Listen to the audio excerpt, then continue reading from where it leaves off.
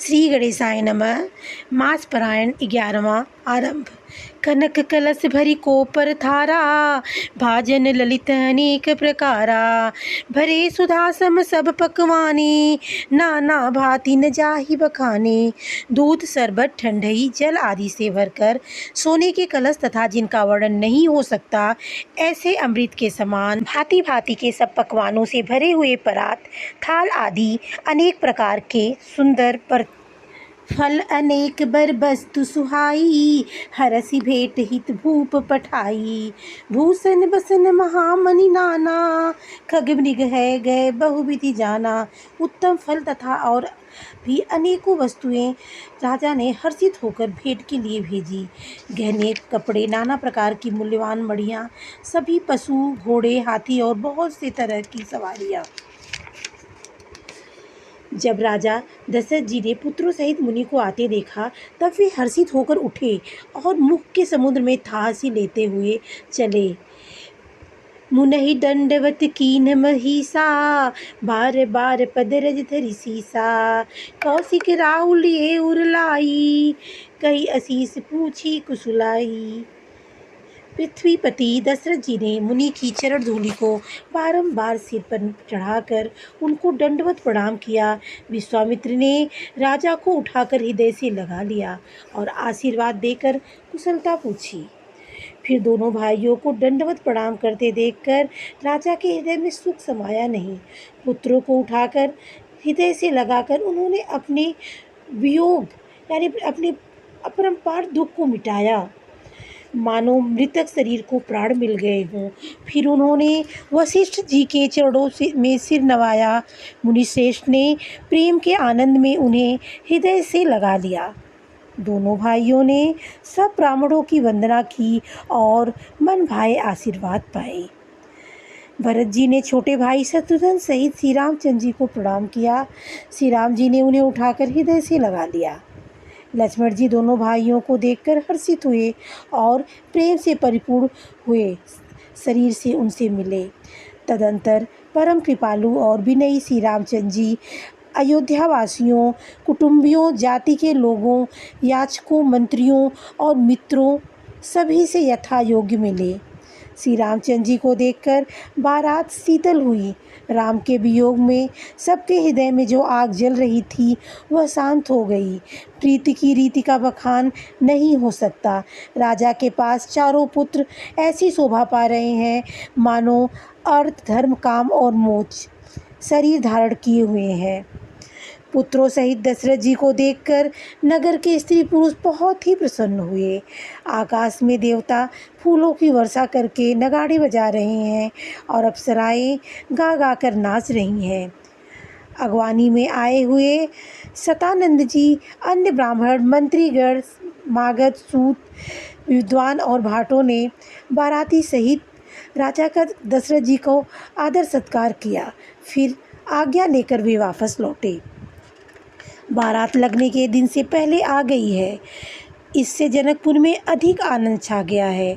सब लोग ब्रह्मानंद प्राप्त कर रहे हैं और विधाता से मनाकर कहते हैं कि दिन रात बढ़ जाए यानी बड़े हो जाएं। श्री रामचंद्र जी और सीता जी सुंदरता की सीमा है और दोनों राजा पुण्य की सीमा है। जहाँ तहाँ जनकपुरवासी स्त्री पुरुषों के समूह इकट्ठे होकर यही कह रहे हैं कि जनक जी के सुकृत यानी पुण्य ही मूर्ति जानकी जी हैं और दशरथ जी के सुकृत देह धारण किए हुए श्री रामचंद्र जी हैं। इन दोनों राजाओं के समान किसी ने शिव जी की आराधना नहीं की और न इनके समान किसी ने फल ही पाए हैं। इनके समान जगत में न कोई हुआ है और न होने वाला है। हम सब भी संपूर्ण पुण्यों की राशि हैं जो जगत में जन्म लेकर जनकपुर के निवासी हैं। और उस लग्न पत्रिका को नारद जी के हाथ जनक जी के यहाँ भेज दिया। जनक जी के यहाँ ज्योतिषियों ने भी वही गणना कर रखी थी। जब सब लोगों ने यह बात सुनी तब वे कहने लगे, यहाँ के ज्योतिषी भी ब्रह्मा ही हैं। निर्मल और सभी सुंदर महलों की मूल गोधूली की पवित्र बेला आ गई और अनुकूल शकुन होने लगे। यह जानकर ब्राह्मणों ने जनक जी से कहा। तब राजा जनक जी ने पुरोहित सतानंद जी से कहा कि अब देर का क्या कारण है। तब सतानंद जी ने मंत्रियों को बुलाया। वे सब मंगल का सामान सजाकर ले आए। शंख, नगाड़े, ढोल और बहुत से बाजे बजने लगे तथा मंगल कलश और शुभ शकुन की वस्तुएं, दही, दूर्वा आदि सजाई गईं। सुंदर सुहागिन स्त्रियां गीत गा रही हैं और पवित्र ब्राह्मण वेद की ध्वनि कर रहे हैं। सब लोग इस प्रकार आदरपूर्वक बारात को लेने चले और जहाँ बारातियाँ जनवासा था वहाँ गए। अवधपति श्री दशरथ जी का समाज वैभव देखकर उनको देवता इंद्र भी बहुत ही तुच्छ लगने लगे। उन्होंने जाकर विनती की, समय हो गया है, अब पधारिए। यह सुनते ही नगाड़ों पर चोट पड़ी। गुरु वशिष्ठ जी से पूछकर और कुल की सब रीतियों को करके राजा दशरथ जी मुनियों और साधुओं के साथ समाज को साथ लेकर चले। अवध नरेश दशरथ जी का भाग्य और वैभव देखकर और अपना जन्म व्यर्थ समझकर ब्रह्मा जी आदि देवता हजारों मुखों से उनकी सराहना करने लगे। देवगढ़ सुंदर मंगल का अवसर जानकर नगाड़े बजा बजाकर फूल बरसाते हैं। शिवजी, ब्रह्मादि आदि देववृंद टोलियां बना बनाकर विमानों पर जा चढ़े और प्रेम से पुलकित शरीर को तथा हृदय में उत्साह भरकर श्री रामचंद्र जी का विवाह देखने चले। जनकपुर को देखकर देवता इतने अनुरक्त हो गए कि उन सबको अपने अपने लोग बहुत तुच्छ लगने लगे। विचित्र मंडप को तथा नाना प्रकार की सब अलौकिक रचनाओं को वे चकित होकर देख रहे हैं। नगर के स्त्री पुरुष रूप के भंडार, सुघड़, श्रेष्ठ, धर्मात्मा, सुशील और सुजान हैं। उन्हें देखकर सब देवता और देवांगनाएं ऐसे प्रभावहीन हो गए जैसे चंद्रमा के उजियाले में तारागण फीके पड़ जाते हैं। ब्रह्मा जी को विशेष आश्चर्य हुआ क्योंकि वहाँ उन्होंने अपनी कोई करनी तो कहीं देखी ही नहीं। तब शिवजी ने सब देवताओं को समझाया कि तुम लोग आश्चर्य मत भूलो, हृदय में धीरज धरकर विचार तो करो कि यह भगवान की मामयी निज शक्ति श्री सीता जी और अखिल ब्रह्मांड के परम ईश्वर साक्षात भगवान श्री रामचंद्र जी का विवाह है। भगवान विष्णु ने जब प्रेम सहित श्री राम को देखा तब वे रमणीयता की मूर्ति श्री लक्ष्मी जी के पति श्री लक्ष्मी जी सहित मोहित हो गए। श्री रामचंद्र जी की शोभा देखकर ब्रह्मा जी बड़े प्रसन्न हुए, पर अपने 8 ही नेत्र जानकर पछताने लगे। देवताओं के सेनापति स्वामी कार्तिक के हृदय में बड़ा उत्साह है क्योंकि वे ब्रह्मा जी से जोड़े अर्थात 12 नेत्रों से राम दर्शन का सुंदर लाभ उठा रहे हैं। सुजान इंद्र अपने 1000 नेत्रों से श्री रामचंद्र जी को देख रहे हैं और गौतम जी के साप को अपने लिए परम हितकर मान रहे हैं। सभी देवता देवराज इंद्र से ईर्ष्या कर रहे हैं और कह रहे हैं कि आज इंद्र के समान भाग्यवान दूसरा कोई नहीं है। श्री रामचंद्र जी को देखकर देवगण प्रसन्न है और दोनों राजाओं के समाज में विशेष हर्ष छा रहा है। दोनों ओर से राज समाज में अत्यंत हर्ष है और बड़े जोर से नगाड़े बज रहे हैं। देवता प्रसन्न होकर और रघुकुल मणि श्री रामचंद्र जी जय हो जय हो जय हो कहकर फूल बरसा रहे हैं। इस प्रकार बारात को आती हुई जानकर बहुत प्रकार के बाजे बजने लगे और रानी सुहागिन स्त्रियों को बुलाकर परछन के लिए मंगल द्रव्य सजाने लगी। अनेक प्रकार से आरती सजकर और समस्त मंगल द्रव्यों को यथा योग्य सजाकर गजगामिनी हाथी की सी चाल वाली उत्तम स्त्रियां आनंदपूर्वक परछन के लिए चली। सभी स्त्रियां चंद्रमुखी यानी चंद्रमा के समान मुख वाली हैं और सभी मृगलोचन हिरण की सी आँखों वाली हैं और सभी अपने शरीर की शोभा रति के गर्व को छुड़ाने वाली रखती हैं। रंग रंग ही सुंदर साड़ियाँ पहने और शरीर पर सब आभूषण सजे हुए हैं। समस्त अंगों को सुंदर मंगल पदार्थों से सजाए हुए वे कोयल को भी लजाती हुई मधुर स्वर से गान कर रही हैं। मंगल करधनी और नुपुर बज रहे हैं। स्त्रियों की चाल देखकर कामदेव के राजा भी लजा जाते हैं। अनेक प्रकार के बाजे बज रहे हैं और आकाश और नगर दोनों स्थानों में सुंदर मंगलाचार हो रहे हैं। सची यानी इंद्राणी, सरस्वती, लक्ष्मी, पार्वती और जो स्वभाव से ही पवित्र और सयानी देवांगनाएं थीं, वे सब कपट से सुंदर स्त्री का वेश बनाकर रानीवास में जा मिली और मनोहर वाणी से मंगल गान करने लगी। सब कोई हर्ष के विशेष वश से, अतः किसी ने उन्हें पहचाना नहीं। कौन किसे जाने पहचाने। आनंद के वश हुई सब दूल्हे बने हुए ब्रह्म का परछन करने लगी। मनोहर गान हो रहा, मधुर मधुर नगाड़े बज रहे, देवता फूल बरसा रहे हैं। बड़ी अच्छी शोभा है। आनंद कंद हुलका दुल्का हो को देखकर सब स्त्रियां हृदय में हर्षित हुई। उनके कमल सरीखी नेत्रों में प्रेमाश्रुओं का जल उमड़ आया और सुंदर अंगों में पुलकावली छा गई। श्री रामचंद्र जी का वर वेश देखकर सीता जी की माता सुनैना के मन में जो सुख हुआ, उसे हजारों सरस्वती और शेष जी 100 कल्पों में भी नहीं कह सकते, अथवा लाखों सरस्वती और शेष लाखों कल्पों में भी उन्हें उनका बखान नहीं कर सकते। मंगल अवसर जानकर नेत्रों के जल को रोके हुए रानी प्रसन्न मन से परछन कर रही है। वेदों में कहे हुए तथा कुलाचार के अनुसार सभी व्यवहार रानी ने भली भांति किए। पंच शब्द, तंत्री, ताल, झांझ, नागरा और तुरही, इन 5 प्रकार के बाजों के शब्द, पंचध्वनि, वेद ध्वनि, वंदी ध्वनि, जय ध्वनि, शंख ध्वनि और हूल ध्वनि और मंगल गान हो रहे हैं। नाना प्रकार के वस्त्रों के पावड़े पड़ रहे हैं। उन्होंने रानी ने आरती करके अर्घ दिया। तब श्री रामचंद्र जी ने मंडप में गमन किया। दशरथ जी अपनी मंडली सहित विराजमान हुए। उनके वैभव को देखकर लोकपाल भी लजा गए। समय समय पर देवता फूल बरसाने लगे और भूदेव ब्राह्मण समयानुकूल शांति पाठ करते हैं। आकाश और नगर में शोर मच रहा है। अपनी पराई ओर कोई कुछ भी नहीं सुनता। इस प्रकार श्री रामचंद्र जी मंडप में आए और अर्घ देकर आसन पर बैठाए गए। आसन पर बैठाकर आरती करके दूल्हा को देखकर स्त्रियां सुख पा रही हैं। वे ढेर के ढेर मणि वस्त्र और गहने निछावर करके मंगल गीत गा रही हैं। ब्रह्मा आदि श्रेष्ठ देवता ब्राह्मण का वेश बनाकर कौतुक देख रहे हैं। वे रघुकुल रूपी कमल के प्रफुल्लित करने वाले सूर्य श्री रामचंद्र जी की छवि देखकर अपना जीवन सफल जान रहे हैं। नाई, बारी, भाट और नट श्री रामचंद्र जी की निछावर पाकर आनंदित हो सिर नवाकर आशीष देते हैं। उनके हृदय में हर्ष समाता नहीं है। वैदिक और लौकिक सब रीतियां करके जनक जी और दशरथ जी बड़े प्रेम से मिले। दोनों महाराज मिलते हुए बड़े ही शोभित हुए।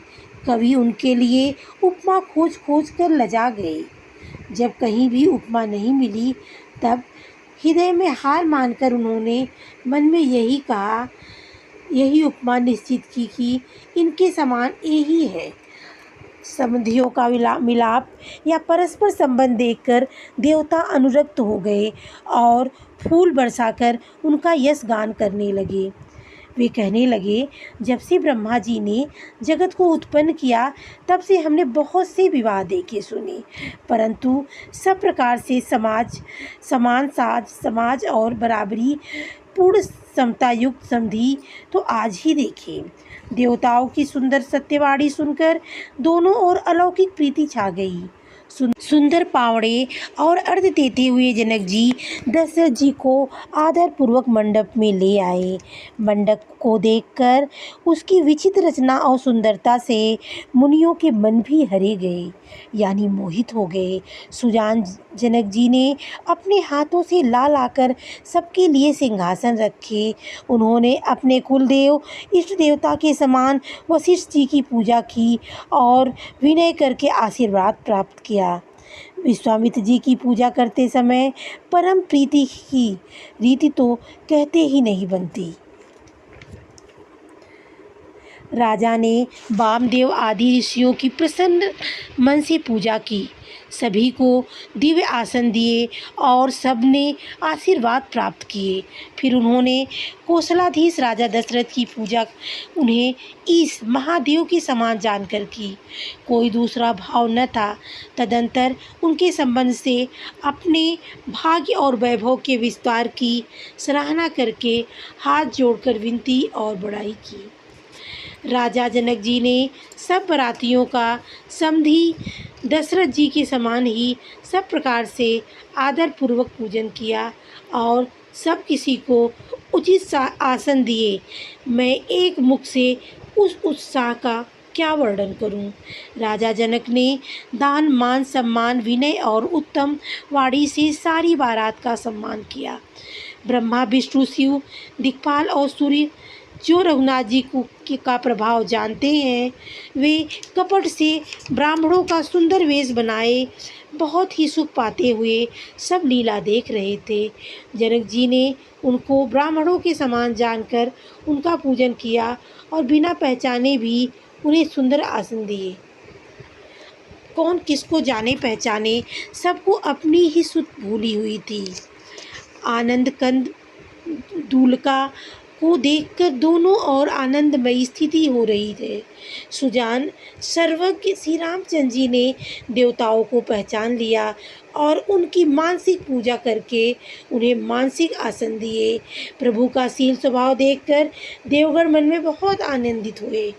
श्री रामचंद्र जी के मुख रूपी चंद्रमा को छवि को सभी के सुंदर नेत्र रूपी चकोर आनंद रूप पान कर रहे हैं।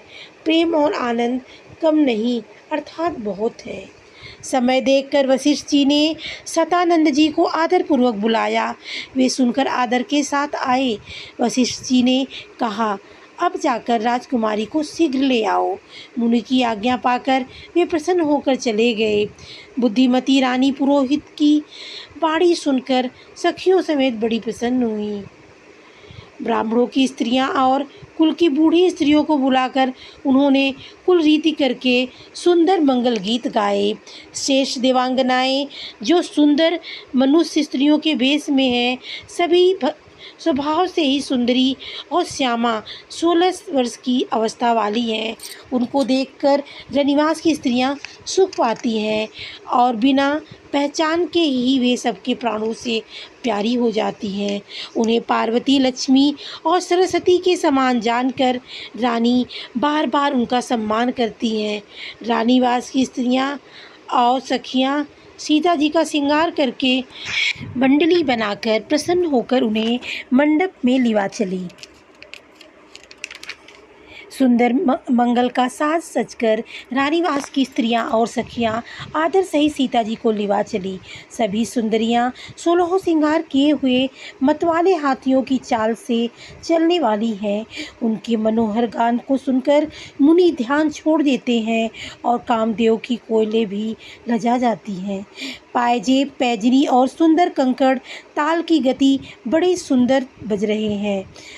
सहज ही सुंदरी सीता जी स्त्रियों के समूह में सब प्रकार शोभा पा रही हैं, मानो छवि रूपी ललनाओं के समूह के बीच साक्षात परम मनोहर शोभा रूपी श्री सुशोभित हो। सीता जी की सुंदरता का वर्णन नहीं हो सकता, क्योंकि बुद्धि बहुत छोटी है और मनोरता बहुत बड़ी है। रूप की राशि और सब प्रकार से पवित्र सीता जी को बरातियों ने आते देखा। सभी ने उन्हें मन ही मन प्रणाम किया। श्री रामचंद्र जी को देखकर तो सभी पूर्ण काम कृतकृत्य हो गए। राजा दशरथ जी पुत्रों सहित हर्षित हुए। उनके हृदय में जितना आनंद था वह कहा नहीं जा सकता था। देवता प्रणाम करके फूल बरसा रहे हैं। मंगलों की मूल मुनियों के आशीर्वादों की ध्वनि हो रही है।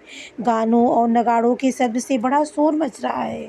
सभी नर नारी प्रेम और आनंद में मग्न है। इस प्रकार सीता जी मंडप में आईं।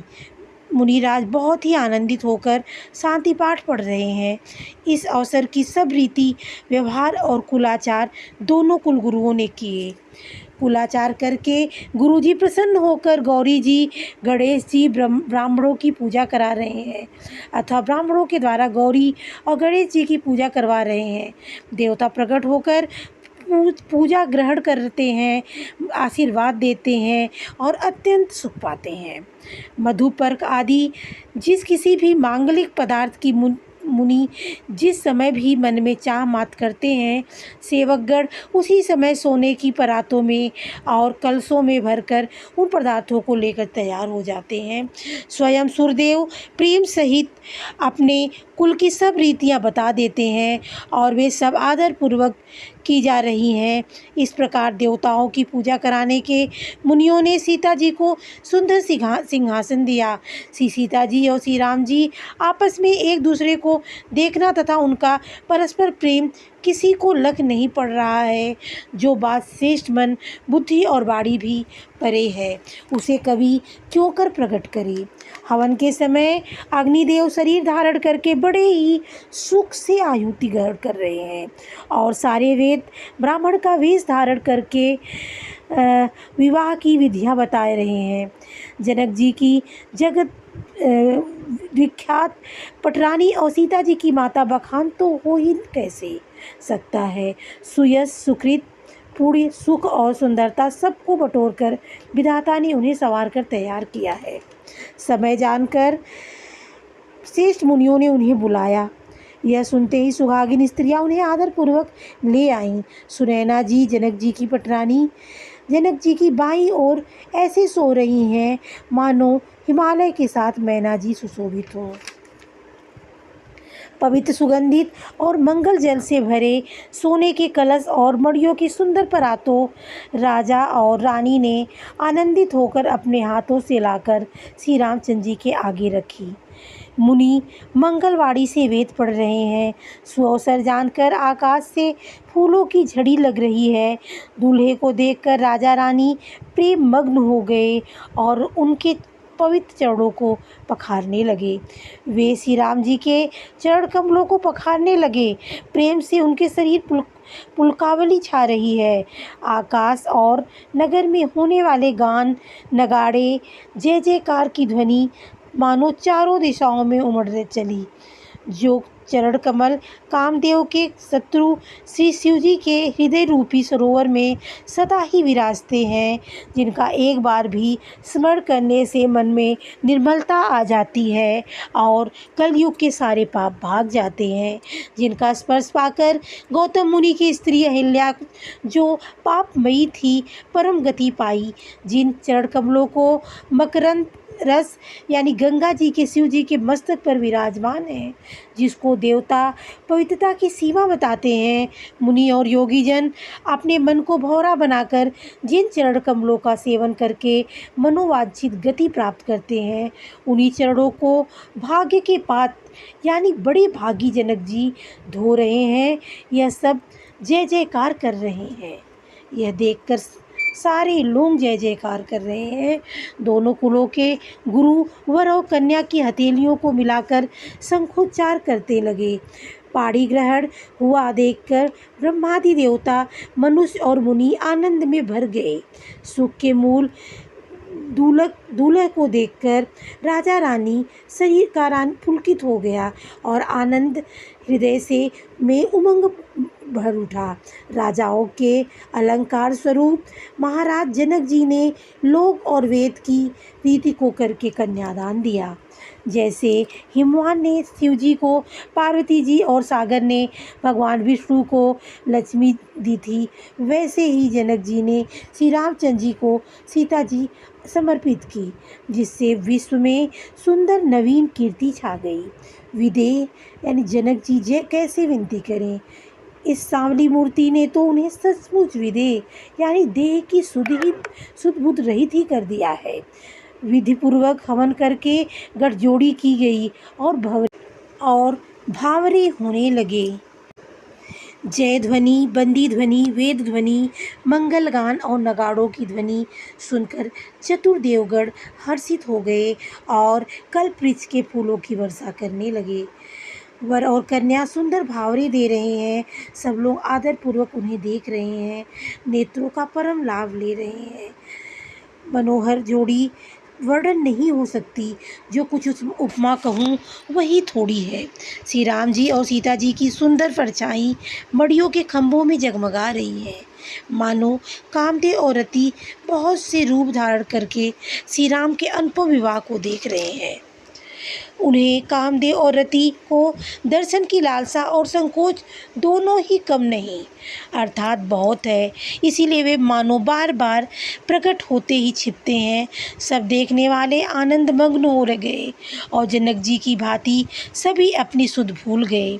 मुनियों ने आनंदपूर्वक भावरे फिराई और नेक सहित सब रीतियों को पूरा किया। श्री रामचंद्र जी सीता जी के सिर में सिंदूर दे रहे हैं। यह शोभा किसी प्रकार भी कही नहीं जाती। कहते हैं तुलसीदास जी, परमुदित मुनि भावरी फेरी, नेग सहित सब रीति निबेरी, राम सिय सिर सेंदूर देही, शोभा कही नहीं जाति विधि के ही। इस प्रकार से तुलसीदास जी ने श्री रामचंद्र जी द्वारा सीता जी को सिंदूर देने का वर्णन किया है। मानो कमल को लाल पराग से अच्छी तरह भरकर अमृत के लोभ से साफ चंद्रमा को भूषित कर रहा है।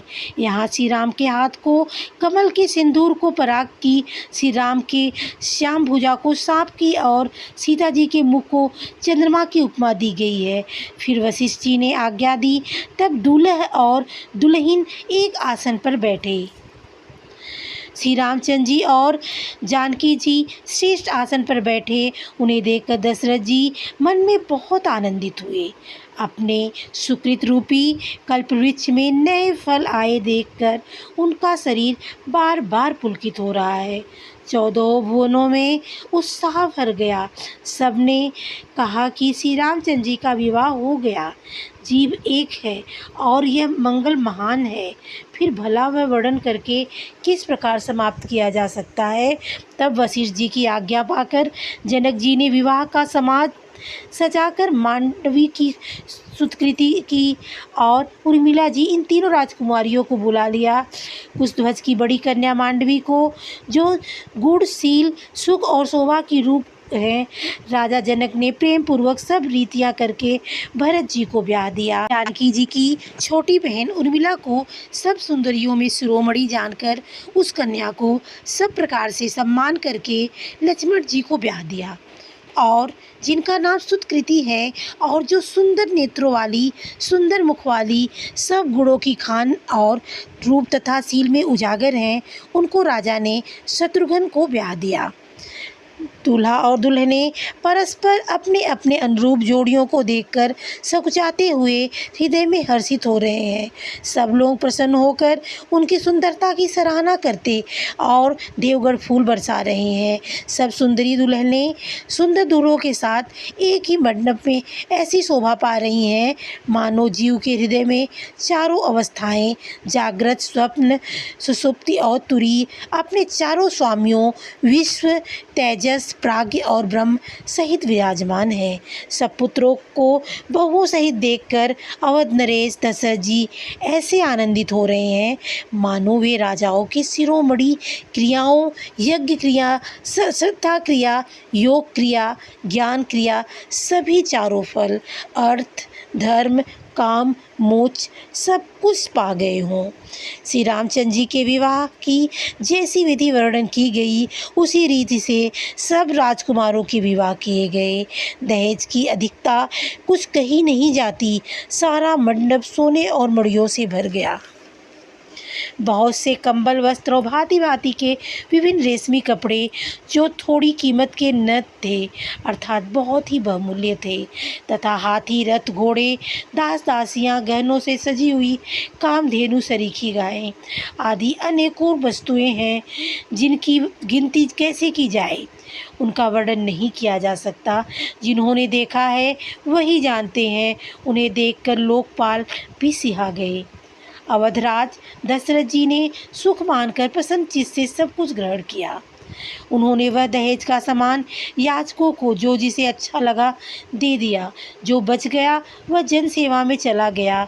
तब जनक जी हाथ जोड़कर सारी बारात का सम्मान करते हुए कोमलवाड़ी से बोले, आदर, दान, विनय और बड़ाई के द्वारा सारी बारात का सम्मान कर राजा जनक ने महान आनंद के साथ प्रेम पूर्वक लड़ाकर लाट करके मुनियों के समूह की पूजा एवं वंदना की। सिर नवाकर देवताओं को मनाकर राजा हाथ जोड़कर सबसे कहने लगे कि देवता और साधु तो भाव ही चाहते हैं, वे प्रेम से ही प्रसन्न हो जाते हैं।